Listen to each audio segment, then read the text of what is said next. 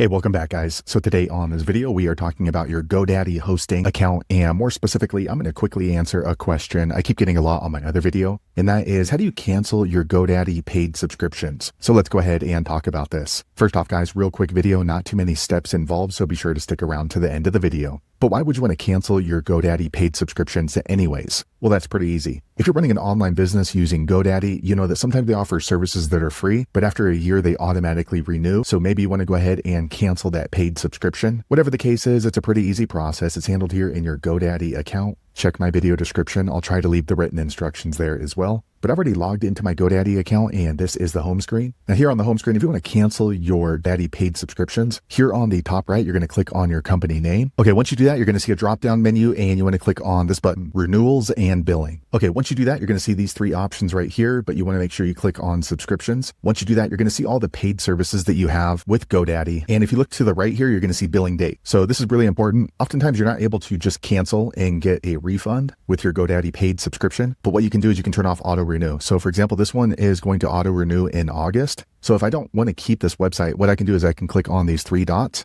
Once you do that, you're going to see a drop-down menu, and you want to click here, turn off auto renew. Okay, once you do that, you're going to get this warning letting you know that the paid subscription is going to cancel. It is not going to auto renew. So this can be a problem if you have a domain and you want to keep the domain, because if you don't go back in there and make the payment to renew the domain, it is possible someone's going to take over that domain. So just kind of keep that in mind if you're going to be canceling some sort of paid subscription. But if you're okay with that and you want to go ahead and cancel your paid subscription in GoDaddy, click right here, cancel renewal. I'm not going to do that because I'm actually using this domain, so let me close this out. So there you have it, guys. If you're wondering how to cancel your GoDaddy paid subscription, that's the easiest way I know how to do it. If you know an easier way, be sure to leave a comment below. Let the rest of us know how you did it. Hopefully you found that video useful. If so, click thumbs up or maybe consider subscribing to my channel, and I hope to see you on the next video. Thanks again for watching.